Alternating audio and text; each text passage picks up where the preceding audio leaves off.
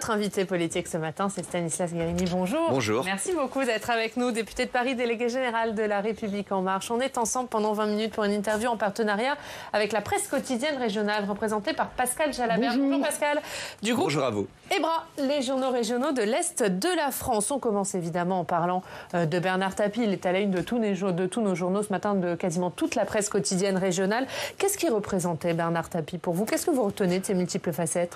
D'abord, Bernard Tapie, c'était une passion. C'était une vie française, une résilience aussi à toute épreuve. Je crois que chacun a un petit bout de souvenir avec Bernard Tapie. Voilà, quand il y a eu les années Tapie. C'est quand même incroyable de se dire ça, les années Tapie. C'est-à-dire que c'est un bout de l'histoire du pays aussi. Moi, je me rappelle un jour être tombé sur un bouquin qu'il avait écrit. J'étais très jeune à ce moment-là, mais qui s'appelait Gagner. Mais je trouve que ça représentait Bernard Tapie. Voilà, c'est quelqu'un qui voulait gagner à tout prix. Ça a donné aussi toutes ces histoires, etc. Mais c'est une France qui renonçait pas d'une certaine façon. Et je trouve que dans le moment qu'on est en train de vivre, dans un moment un peu de bascule, où on peut avoir des tentations à renoncer, à baisser les bras d'une certaine façon face aux difficultés, ben voilà, moi c'est ça que je vais retenir de Bernard Tapie. C'est-à-dire quelqu'un qui renonçait pas à combattre l'extrême droite aussi, mais il renonçait à rien. Et je pense qu'on est dans un moment où on ne doit pas renoncer. D'une certaine façon, ça fait aussi des clivages dans la vie politique française. Des clivages de déclin. Moi, j'entends dans la vie politique du pays une sorte de déclinisme de plein de façons différentes d'ailleurs, à gauche ou à droite. Et nous, on incarne un camp qui pense qu'on peut bâtir un chemin de progrès. Et je pense que ça, c'est important. Et peut-être que c'est ça l'inspiration de Bernard Tapie. On va en parler du déclinisme, mais juste vous parliez de son combat contre l'extrême droite, contre le Front National. C'est vrai que c'était le combat politique de sa vie, Bernard Tapie. Est-ce que pour vous, c'est un exemple, vous qui devez combattre une extrême droite qui est encore puissante dans le pays aujourd'hui? Oui, bien sûr, parce qu'il faut le faire sur les idées. On est dans un moment où, quand on regarde ce qui s'exprime dans le débat public, ça fait froid dans le dos d'une certaine façon. Ça ramène aux années 30 dans le pays sur certaines expressions, certaines idées, certaines façons de voir le monde aussi, dans un rapport de conflictualité permanent entre les religions, entre les Français et les étrangers, entre les hommes et les femmes. Bernard Tapie, c'était l'opposé de ça. Il combattait non seulement les dirigeants, mais ils combattaient les idées. Et je crois que c'est très important. Moi, je veux passer très peu de temps sur les combats ou les attaques personnelles. En revanche, je veux que nous combattions inlassablement les idées de l'extrême droite. Malheureusement, elles sont bien présentes dans le pays. Il va falloir se relever les manches. Alors justement, Éric Zemmour porte-t-il ces idées? Pour vous, est-il devenu le candidat de l'extrême droite? En tout cas, c'est un candidat banalement d'extrême droite. C'est l'évidence, qui incarne des idées racistes, xénophobes.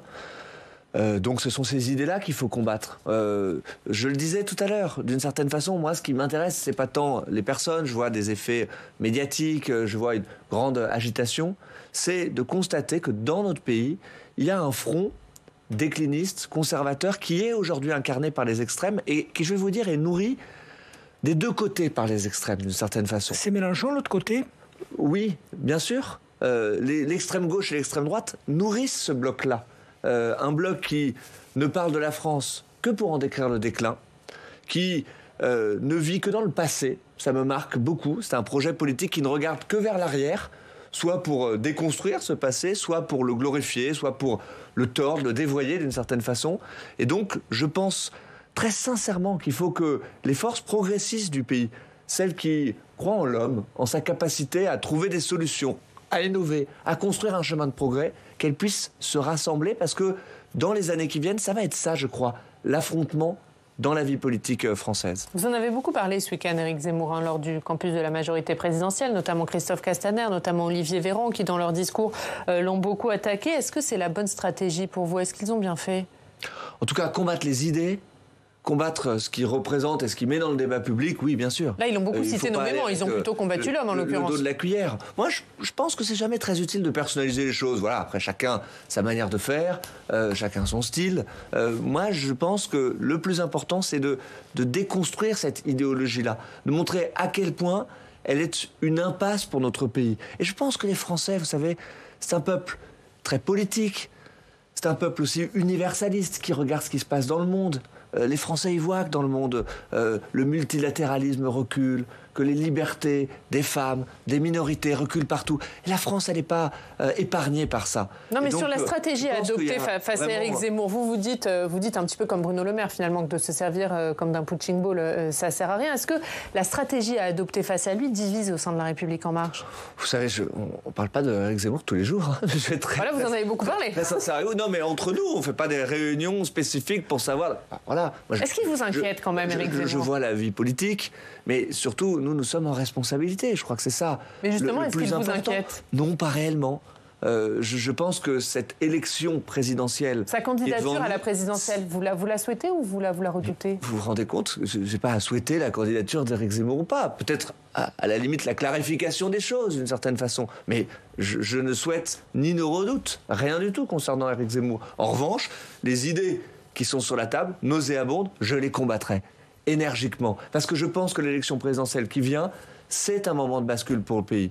C'est peut-être une élection la plus importante de ces dernières années. Parce que nous sortons d'une crise qui a tout remis en cause. Il faut tout reconstruire d'une certaine façon. Notre pays peut sortir plus fort de cette crise, j'en suis convaincu, et c'est ce qu'on a commencé à faire. Mais les gens, ils attendent aussi, non pas les idées les plus folles d'une certaine façon, celles qui font le plus parler, ils attendent de la responsabilité. Oui. Et nous, c'est ce que nous essayons de faire. Nous agissons en responsabilité pour protéger les Français, pour être raisonnables d'une certaine façon. Alors oui, c'est peut-être parfois un peu moins sexy, ça fait peut-être un peu moins parler, mais on est dans un monde où on confond l'esprit de nuance et la radicalité, justement. Je pense qu'on peut faire des choses radicales au sens propre du terme, c'est-à-dire de combattre les problèmes à la racine, tout en gardant un esprit de nuance et de responsabilité. Oui, il y a aussi beaucoup de nos compatriotes qui attendent avec un peu d'anxiété les factures d'électricité ou le passage à la pompe pour le carburant.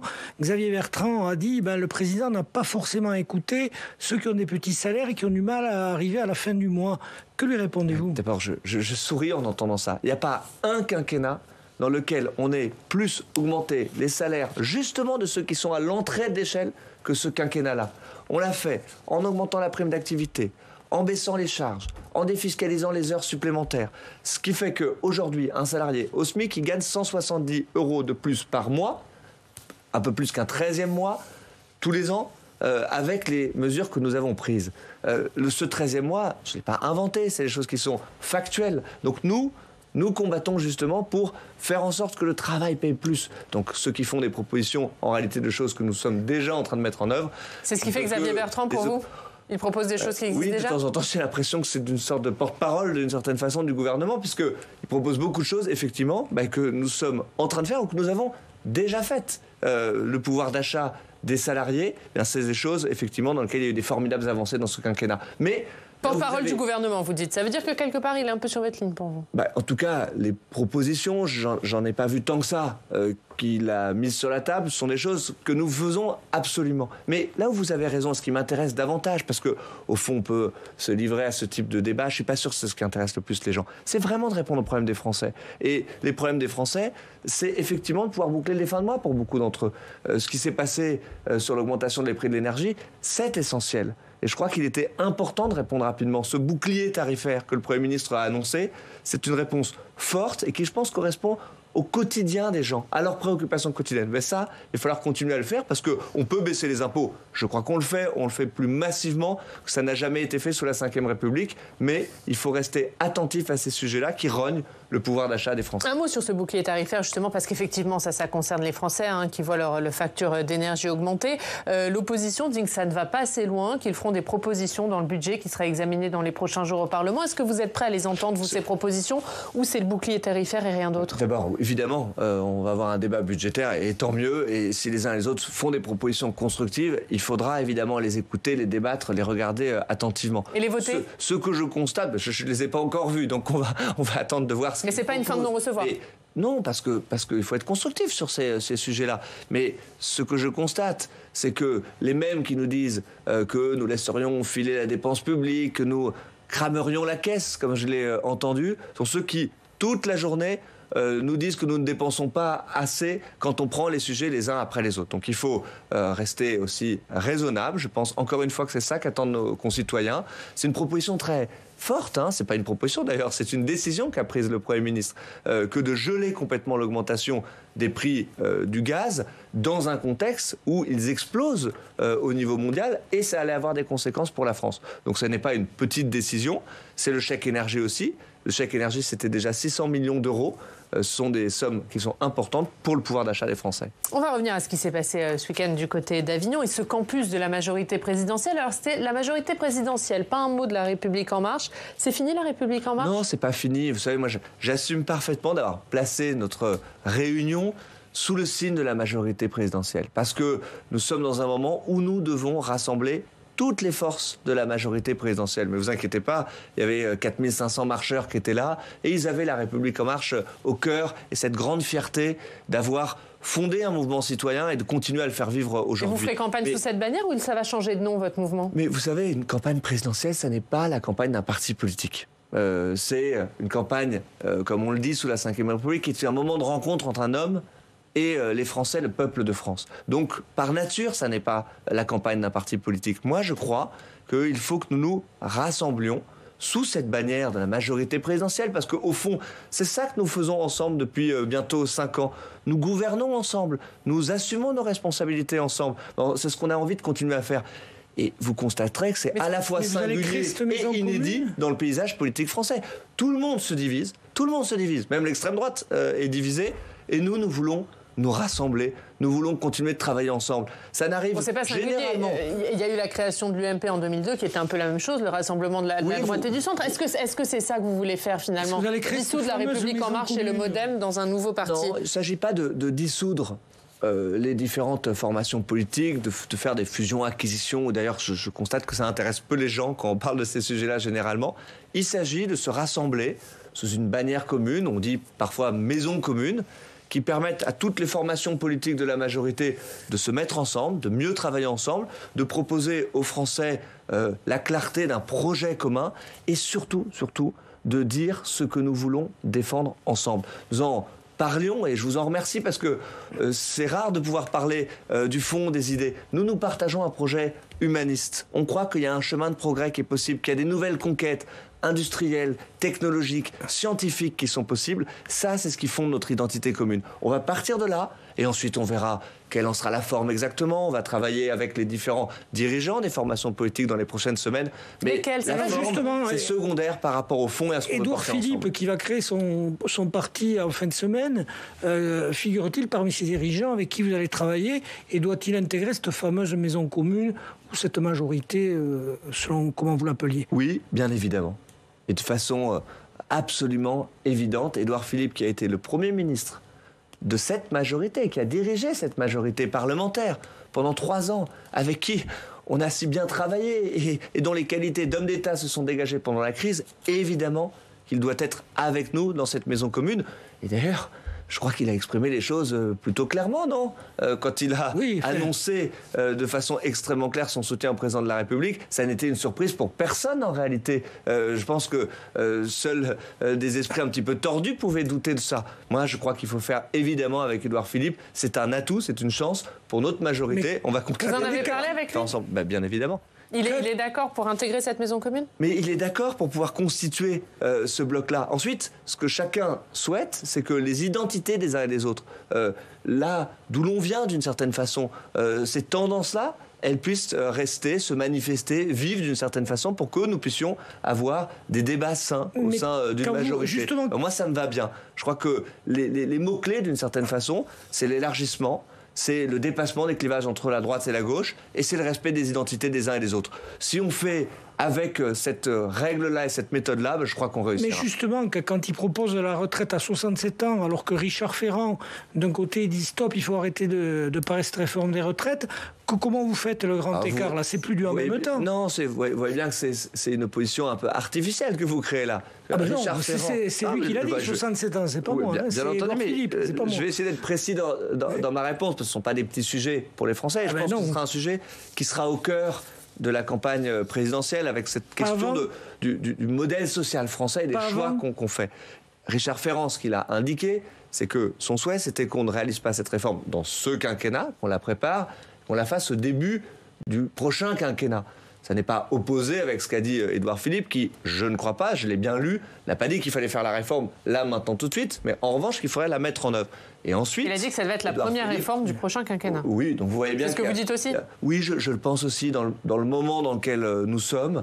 Je crois qu'il vaut mieux bien préparer cette réforme et la présenter aux Français de façon complète. Donc rien dans le budget de la sécurité sociale 2022 ? Moi, je crois qu'il serait plus pertinent, que cela aurait du sens de présenter un projet complet, encore une fois, pas le faire par bout, d'une certaine façon, et que la campagne présidentielle puisse faire valoir, d'une certaine façon, la légitimité de ce projet. Qui est donc même pas les pensions minimum à 1 000 euros, puisqu'il en était un temps question, que ceci soit intégré dans le budget. En partie, notamment pour les agriculteurs, et c'était important de pouvoir le faire. Mais je pense encore une fois que cette réforme, moi je préfère qu'on la prépare dans le moindre détail, qu'on la discute avec les partenaires sociaux. Et la question de l'âge que vous mentionnez à l'instant, elle sera dans ces sujets de discussion. Oui, moi je crois aussi qu'il faut travailler plus longtemps.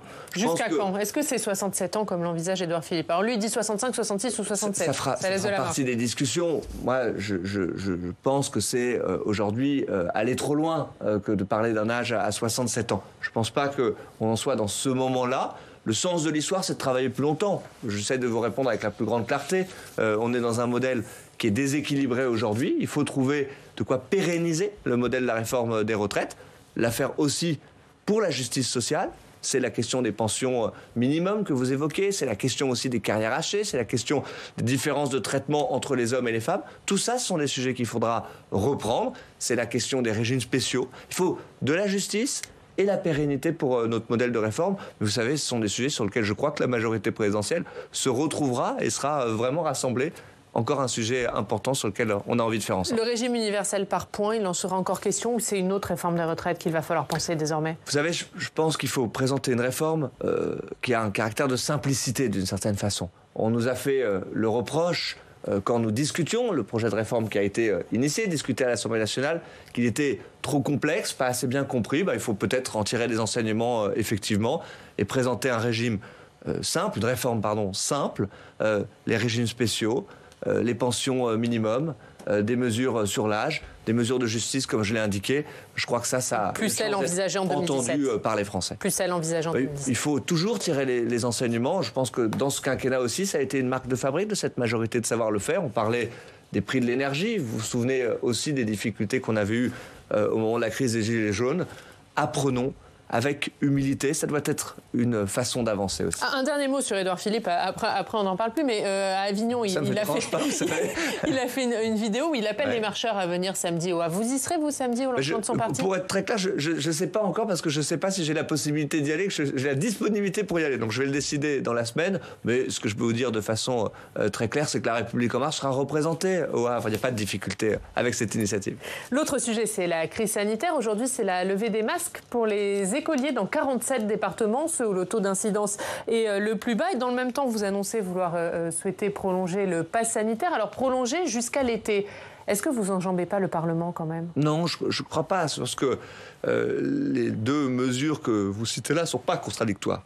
Ce qu'attendent nos concitoyens, c'est qu'avec l'amélioration de la crise sanitaire, avec l'amélioration de la situation sanitaire, on puisse lever les contraintes qui sont les plus gênantes. Et les masques pour les écoliers, pour pouvoir apprendre à l'école, ça faisait certainement partie des mesures les plus gênantes. Et donc c'est du bon sens, effectivement, de pouvoir relâcher la pression là-dessus, tant que la situation sanitaire est effectivement bien sous contrôle. On va rester extrêmement prudent. Les épisodes précédents nous incitent à ça. D'autant que le taux remonte dans plusieurs départements.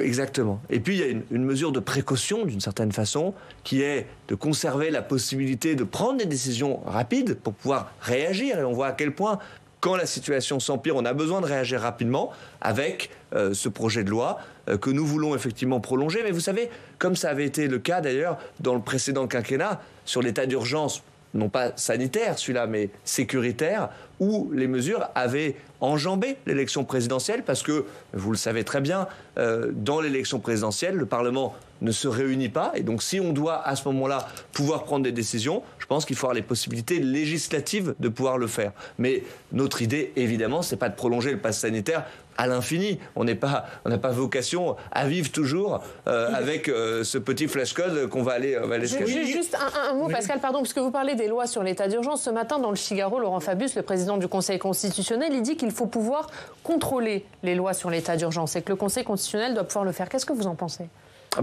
J'y suis aussi favorable. Et c'est d'ailleurs la raison pour laquelle, à l'Assemblée, on pourrait avoir justement une commission spécifique pour pouvoir interroger la situation, recevoir les membres du gouvernement. Il faut que le Parlement puisse continuer à faire son travail. Mais moi, je pense que c'est une bonne mesure. Donc une commission qui n'existe pas à l'heure actuelle. Oui, on pourrait effectivement envisager ça pour que, parallèlement à cet état d'urgence, il y ait toujours un droit de revoyure, d'une certaine façon, par le Parlement à tout instant. Et vous en avez parlé à Richard Ferrand, prenons en compte, c'est une discussion qu'on a évidemment, mais prenons en compte la situation particulière de l'élection présidentielle. Encore une fois, vous le savez, il y a un temps où le Parlement ne se réunit pas parce que c'est le scrutin. Moi, je crois que c'est un devoir de vigilance, d'une certaine façon, qu'on doit avoir par rapport à la situation. Mais cette commission, juste, elle doit avoir le jour le plus vite possible ou c'est pour le prochain quinquennat ? Ça doit faire partie des discussions qu'on aura autour de l'examen de ce projet de loi, justement. Oui, il reste un peu plus de 7 millions de Français qui ne sont toujours pas vaccinés, ce qui empêche un peu l'immunité collective, notamment dans les territoires ultramarins. Faut-il la rendre obligatoire, finalement ? Ce ne serait pas plus simple ? Moi, je ne crois pas, parce qu'on a eu un formidable succès en convainquant, en allant chercher nos concitoyens là où ils étaient pour pouvoir vacciner. Et aujourd'hui, regardez que la France est un des pays au monde où le taux de vaccination est le plus élevé. Et nous, on l'a fait par la conviction, par la raison. Je pense qu'il faut garder cette méthode-là pour la suite. Évidemment, réussir aussi la campagne en ce qui concerne les troisièmes doses, c'est-à-dire les gens les plus vulnérables. C'est ceux-là en particulier qu'il faut protéger. Je pense que c'est ça la priorité aujourd'hui. Merci beaucoup. Merci Stanislas Guerini d'avoir été notre invité ce matin.